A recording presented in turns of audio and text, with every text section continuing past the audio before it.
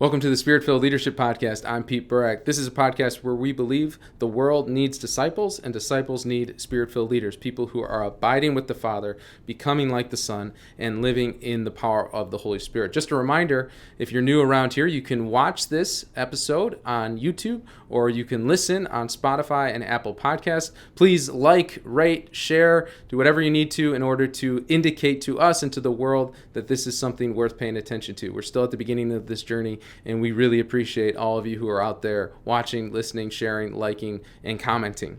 Today's topic is called Mission is Not Extra. Mission is not extra. Too often when we think about the work of evangelization in the church, and what do I mean by that? The work of helping people become disciples of Jesus Christ, responding to the Great Commission, go therefore and make disciples of all nations. Pope Paul VI said that evangelization is the deepest identity of the church. Too often when we think about this part of the church's mission, we think of it as something extra, something I have to integrate into my life. I look at my life and say, it's busy, it's full. How do I figure out a way to fit mission into it? Because we often think of mission in the making of disciples or evangelization as a program or a series of events or a ministry that I have to build and run and sustain. We think about mission as something extra. We say, how does mission fit into my life? And fundamentally, the flaw in that thinking is not that mission can't happen through moments and events and ministries and programs. Far from it. People come to faith all the time at events, through programs and things like that, through ministries. But when we think about it only in the context of those things and see then, therefore, the way I participate in mission is how do I integrate those into my life? When we think about it from that, we're missing fundamentally a thing that Jesus reveals in himself about mission. And what he reveals is the incarnational nature of mission. That Jesus, in his perfect mission of coming to save all of humanity, to taking on human flesh and, fulfilling what his mission on earth is to bring us back into union with the Father, to create the way, the truth, and the life to the Father, right? To establish a body on earth, the church, that perpetuates this saving grace in us, that provides us an opportunity to be in the family of God. Jesus' mission begins and is continued through an incarnational reality.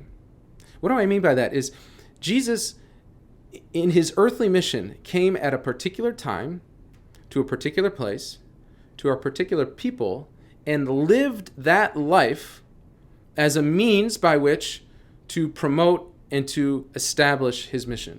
I mean, he actually came to earth in Palestine back, 0 AD or whatever, and lived the life of the Jewish people. He was a good Jew. He went to synagogue. He followed the commandments. He went to the temple.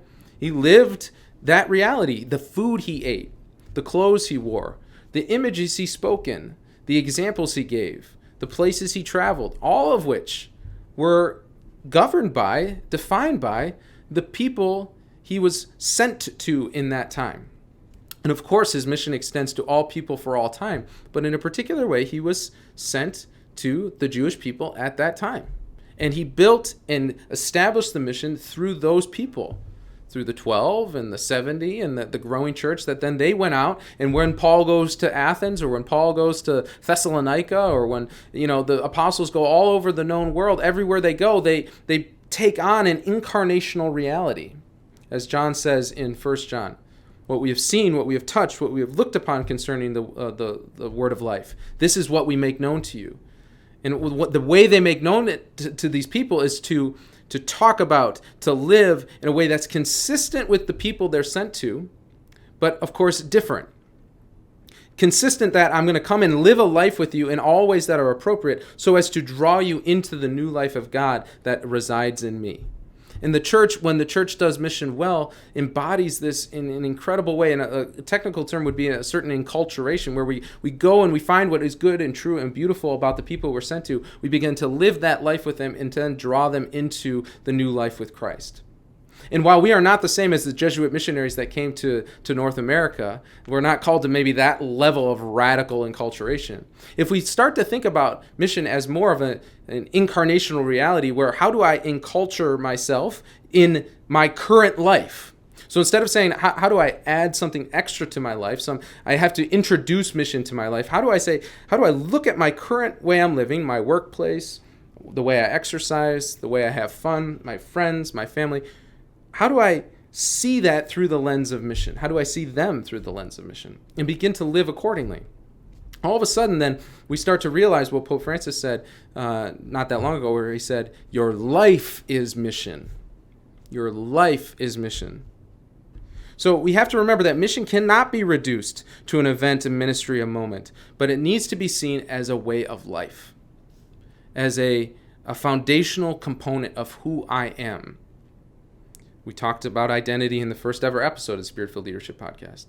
Well, part of that identity is the fact that you have been sent and you've been born in a particular group of people with friend groups and workplace environments and neighborhoods and grocery stores and parishes and places that you find yourself on a daily basis. This is your mission field.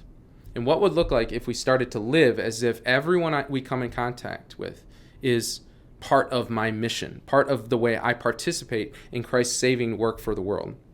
So here are a couple of things to think about. One of the ways we can start to live this way is where we start to think that everywhere I'm going, I'm not responsible for generating mission. I'm not responsible for generating conversions. My responsibility is to come into agreement with whatever God is already doing in these places. Think about that for a second, that if everywhere you went, you said, God is already moving. Jesus is already doing things in the hearts of these people. The Spirit is trying to convict and to bring about curiosity and to bring about attachments to Him and detachments from other things. The Spirit's already working. What if we went into these environments and said, where is this God already doing something? I just want to do it with Him. So instead of coming into your workplace thinking, I have to generate mission, I have to generate some movement, I have to kind of create and figure out a way to help people kind of come into union with God. Instead of thinking about it that way, say, God, where are you already working? And do you want me to help with that?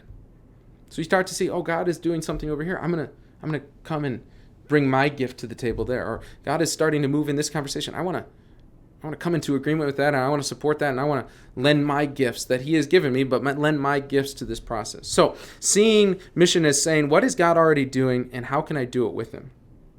A second way to think about this is to start to discern what is your unique mission context. Where is God sending you, and who are the people He's sending you to? And whenever we think about mission context, we have to think of it in the terms of who are the real people that I'm being sent to, and how do they live? And even as I say that, you're being tempted to think of, where do I get sent? How do I get sent? Does that mean I have to move? Does that mean there's No. When I say sent, it's like, as you go through your life, who are the people you're already interacting with that the Lord is drawing into relationship with you, who maybe don't believe or are lukewarm in their faith? That if you came alongside them and understood that the Lord was doing something in this relationship, and you started to live a life that was consistent with their life in all things but sin, so that you had actual interaction with them, so that you had touch points with them, so that they could see in you the hope for eternal life that you have. They could see the fruits of the Spirit in your life. I mean, it's no wonder that people aren't compelled by the gospel if they don't see it lived out in the people who say they believe it. It's no wonder people don't believe the gospel, don't believe the church has anything to offer, when they do not see the gospel values, the gospel fruits, the gospel distinctives alive in the people who claim to believe it. And the only way they're going to see that is if you are living life with them. Nobody's going to know that you have hope in the midst of suffering if they never see you suffer. Nobody's going to know that you have a supernatural patience for your children if they never see you parenting your children. You have to live lives that are accessible to the world in appropriate ways, in discerned ways, so that they can actually encounter the life that's within us. And then finally, this concept of mission lends itself to authentic community. Because what can happen is, as I start to live a life that's accessible to others, as I start to discern a mission context and start to live rhythms that connect with the people who also share that way of life, then I can find other people, and then people can be drawn to this lifestyle that accomplishes this mission. So instead of saying we need to build community and therefore we're going to focus on each other until mission emerges out of it, which in some ways can be a valid way to do it, but that requires some real discernment and distinctives. Another way to think about it is I'm going to go on mission to a mission context and see and ask who else is out there who wants to live this mission. And then therefore the mission becomes the lens by which we view the behavior of the community. Too often when we start to establish a community, everybody's ideas as to how we should behave are equally valid because there's no metric to evaluate it. But if mission in the mission context is before us and say we're all agreeing that we need to reach this group of people, then when somebody has an idea as to how we should live in order to reach this people, we can evaluate, will it actually help us interact with these people and help them draw them to the church and to Jesus? And if not, then we shouldn't do it. So think about mission as seeing what God is already doing and doing it with him. Discern your mission context. Who are the real people that I can see, I can touch, I can experience, I can enter into a relationship with? How do they live, and how am I called to live in union with them? And then seek community that emerges from this discerned mission context. When we do that, all of a sudden our lives become mission, and we bear witness to the truth in the way we're living, and then when we speak, then it is confirmed by our life. So that mission doesn't just become a series of spoken word moments that are not backed up by a life well lived, but a life well lived that generates and earns the right even to speak the truth in the people that have seen the life, that are curious about the life, and want to come into union with that life. Mission is not extra, it's who you are.